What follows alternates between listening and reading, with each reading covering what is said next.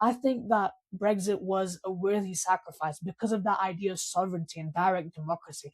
If we're if we're delegating democracy to bureaucrats, then I don't think that's a sustainable model and system that we can have as a democracy. And I think that we have to bring power as close as possible towards people's communities. That's why I want to ask you about political reform. How do you think that do you think that it's viable to have decentralization and direct democracy where we have Yeah. citizens assemblies and give voices directly to the people who are affected by decisions that are being made by people in power? Yep. That was actually the original model in the United States. When the founders set up the Constitution, they initially set up the Articles of Confederation, which had very, very little power at the federal level. And any state could veto anything. So basically nothing happened. And they realized that was not a sustainable model.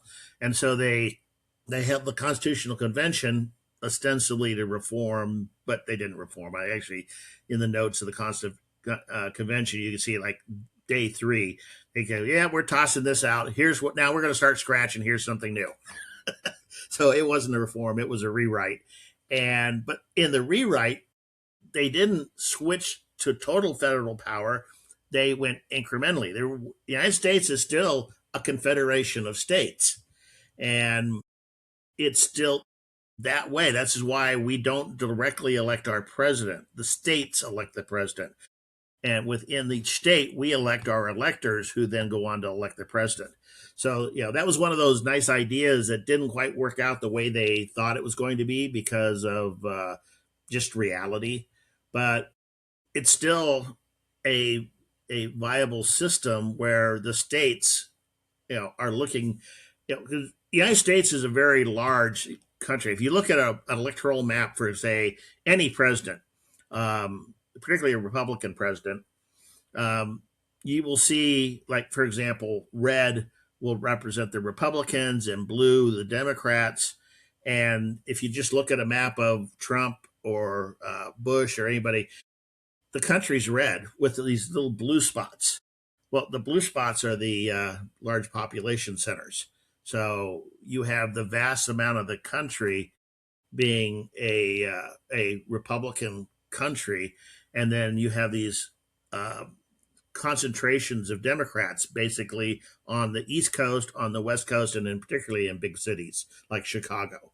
Um, that's where we are today, and we're split. Now, the way their fathers originally set it up is most of your encounter with government as an average everyday citizen would be with your local government, your city, right? If things kind of escalated a bit or you really had something, well, then you go to the state, and the state would, and only on rare occasions would you actually ever get involved with the federal government. In fact, we had a saying which really doesn't apply anymore. But when I grew up, when I was young, there was a saying that said, "Don't make a federal issue out of it," which was, this is too small. Don't try to make it bigger than it really is. So that was our original model, and that model existed up basically until Franklin Roosevelt in the mid 30s, 1930s. So, 140 years thereabouts. And then Franklin Roosevelt kind of reversed that, where he vastly changed the dynamics of the federal government, where it became dominant. And today, the federal government is now involved in everything. And they do it through lots of different ways. One of the big issues I'm involved in constitutional reform, and one of the issues in constitutional reform is the reestablishment of the intended meaning of the Constitution. Um, there are two two ways of interpreting the Constitution. One's called living Constitution, and the other is called originalism. And under living Constitution, the judges are a judge is supposed to interpret what the Constitution should mean given today's context. And the originalists say, no, you understand it as it was understood when it was written.